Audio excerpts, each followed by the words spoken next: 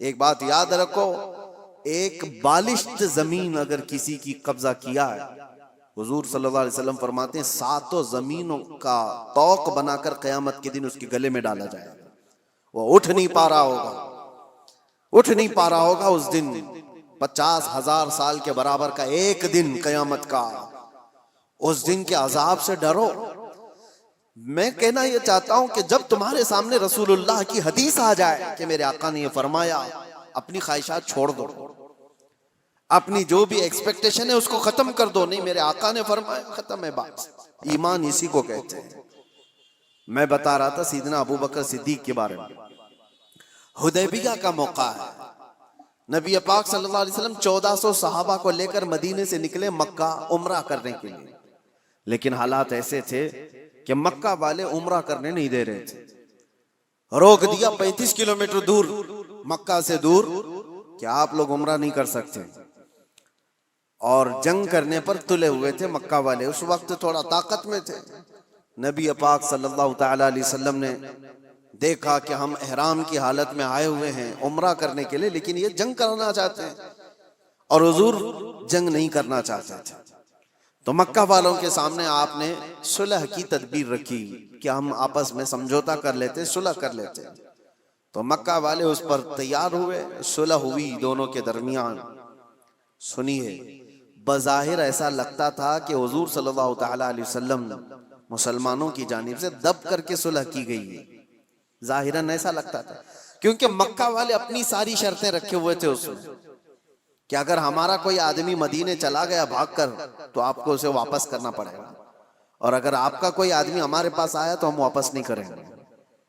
ये जबरदस्ती की चीजें बहुत इस तरह की, एक मैं मिसाल दे रहा हूं।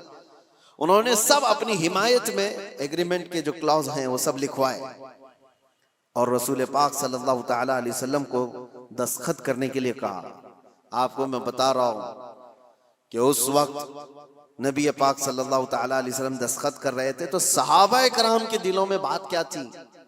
सब ये देख रहे थे कि ये मक्का वाले कैसे हमको झुका रहे हैं, हम तो जंग भी कर सकते हैं। जब हम 313 थे तब नहीं डरे, आज 1400 की तादाद में 313 निकले थे बदर में, और ये 6 हिजरी के बाद की बात है। जंगे बदर तो 2 हिजरी में हो गई थी। 4 साल का जंगों का अनुभव भी था, तजुर्बा भी था। सहाबा कहते नहीं हम लड़ लेंगे इनसे और मक्का में जाकर उम्रा करेंगे, कौन रोक सकता है। लेकिन हुजूर फरमा रहे थे नहीं, सुलह करना है।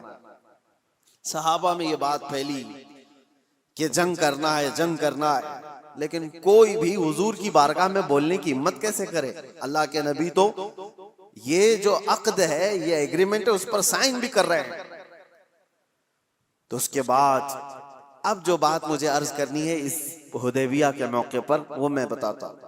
हजरत उमर सहाबा के पास जा करके कह रहे थे कि चलो बोलते हैं रसूलुल्लाह की बारगाह में कि आप जंग की इजाजत दें हमें, हम इनके परखचे उड़ा देंगे, इनके साथ ऐसी जंग करेंगे कि ये हमेशा याद रखेंगे कि अल्लाह के घर से हमको रोका है, आज हम ताकत में।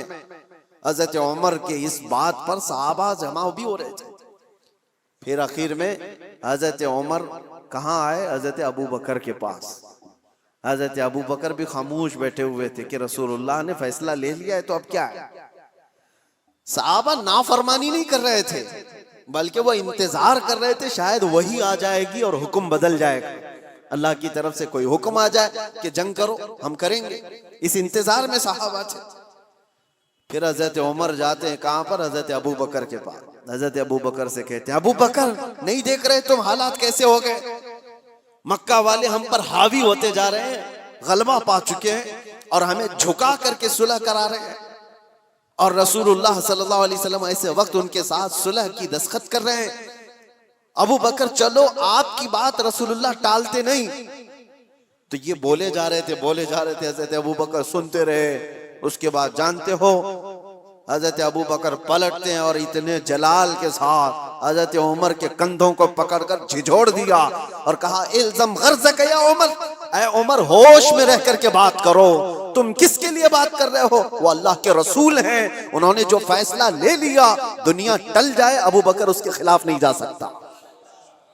सारे सहाबा के दिलों में बात ये थी कि जंग की इजाजत मिल जाए, जंग की इजाजत। हजरत अबू बकर का जलाल ये था कि उमर, जो रसूलुल्लाह फैसला ले रहे हैं वो अल्लाह के नबी हैं, आगे का देख करके फैसला ले रहे हैं, उसके खिलाफ नहीं जा सकते।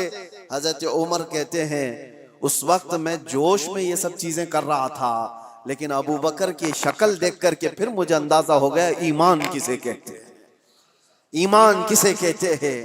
नबी पाक सल्लल्लाहु ताला अलैहि वसल्लम ने जो फरमा दिया, उसके बाद फिर टस से मस ना होना, ये ईमान की अलामत है। हजरत उमर तौबा कर गए, पीछे हट गए। ऐसा नहीं है कि जाकर के फिर सहाबा को उन्होंने जमा किया और हजरत अबू बकर की भी बात टाल दी, नहीं। उन्हें एहसास हुआ कि हजरत अबू बकर ने उस दिन जो फैसला लिया है वो रसूलुल्लाह की बात पर लिया। और फिर देखा भी सारे सहाबा ने, सुलह तो हुई थी, 1 साल ये एग्रीमेंट मक्का वाले चला नहीं सके। दूसरे साल मेरे आका सल्लल्लाहु ताला अलैहि वसल्लम 10,000 सहाबा को लेकर मक्का तशरीफ लाए थे और बगैर जंगो जदाल और कत्ल किताल के मक्का फतह हो चुका था। और उस दिन जो मक्का फतह हुआ, आज तक उसकी रोशनी और उसकी बरकतें मक्का में मौजूद हैं। हाँ, 1 साल पहले सुलह पर हुजूर ने जो दस्तखत की थी, उसका असर आज तक भी है।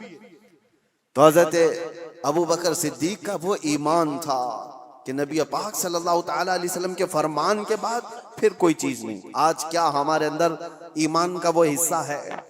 क्या हम वैसी तस्दीक करते हैं कि हुजूर ने जो फरमा दिया वो हक है? लोग आज साइंस से कंपेयर करके देखना चाहते हैं। हाँ, साइंस आ गया है तो अभी एक नई चीज ये भी चल पड़ी है ना कि हर चीज को साइंस से देखा जाए। साइंस ये कह रहा है तो मेरे नबी ने 1400 साल पहले किया। अरे, हमारे नबी के फरमान को सही करने के लिए साइंस जैसी 1000 चीजें आए, इसकी कोई हाजत नहीं। साइंस की थ्योरियां हर नए साल में बदलती रहती। डार्विन ने पहले क्या कहा था? इंसान बंदरों की औलाद है, बंदरों से ये इर्तिका यानी डेवलप होते होते फिर इंसान बन गया। उसके बाद इस नजरिए को, इस फार्मूले को रद्द कर दिया गया 100 साल बाद।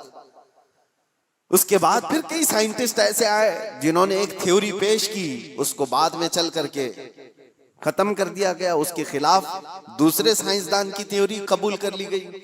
ये तो साइंस में चलता रहेगा। मेरे नबी पाक सल्लल्लाहु ताला अलैहि वसल्लम के फरमान को अगर बज़ाहिर आज साइंस एक्सेप्ट नहीं करता, तो मेरा तो यकीन है कि कल को जब ये और तरक्की करेगा, इसे समझ में आ जाएगी मेरे नबी का फरमान ये हक था। अभी कल ही कुछ परसों की बात है, कुछ नौजवान पढ़े लिखे वो कह रहे थे कि जमीन साकिन है या हरकत कर रही है, रोटेशन में है। साइंस तो यही कहता है कि जमीन रोटेशन में है, खुद अपने अतराफ घूमती है तो 24 घंटे होते हैं, और सूरज के अतराफ पूरा चक्कर लगाती है तो 365 दिन हो जाते हैं। ये साइंस की एक थ्योरी है, अर्थ रोटेशन। इस नजरिए को अभी तक तो साइंस लेकर के चल रहा है।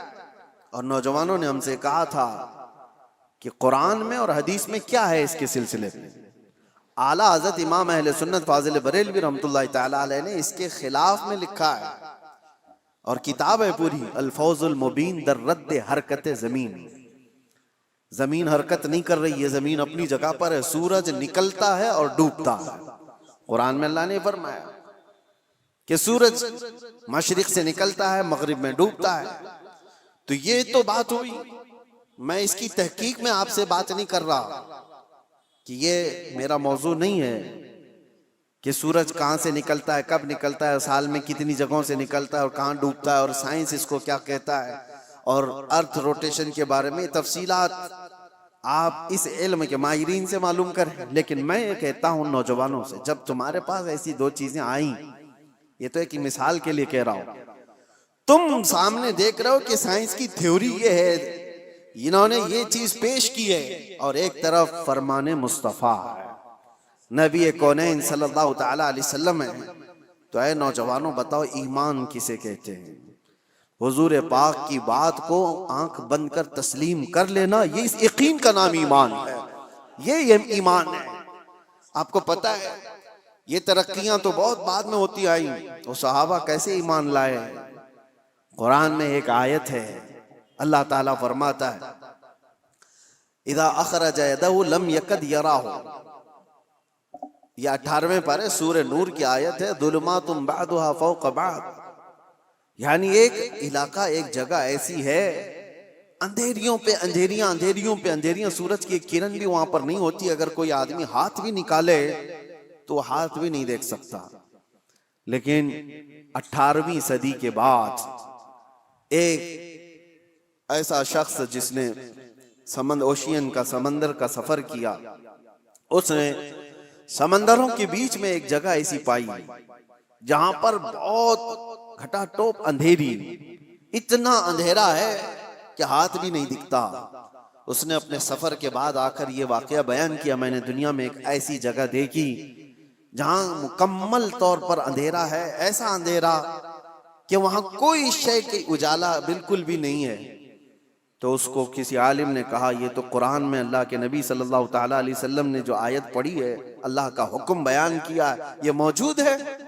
अब सुनिए, उस साइंटिस्ट ने पूछा, अच्छा ये तो 18वीं सदी की तरक्कियाती जमाने में मैंने ये इंकिशाफ किया है, एक्सप्लोर किया है, ये बात पहले से कैसे आ सकती है?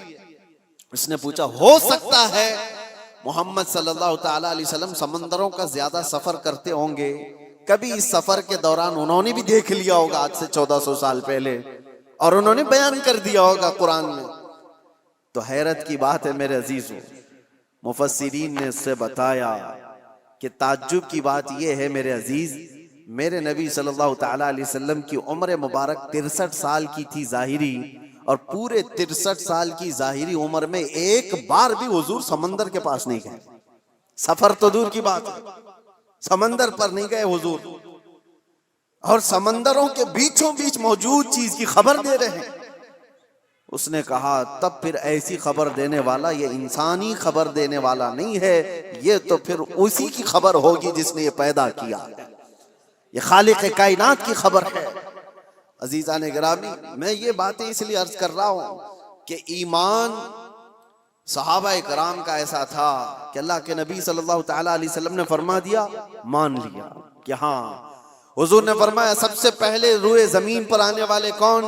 आदम अलैहिस्सलाम। देखा किसी ने नहीं, सारे ने मान लिया कि हाँ आदम अलैहिस्सलाम आए थे, उनकी बीवी हजरत हव्वा थी।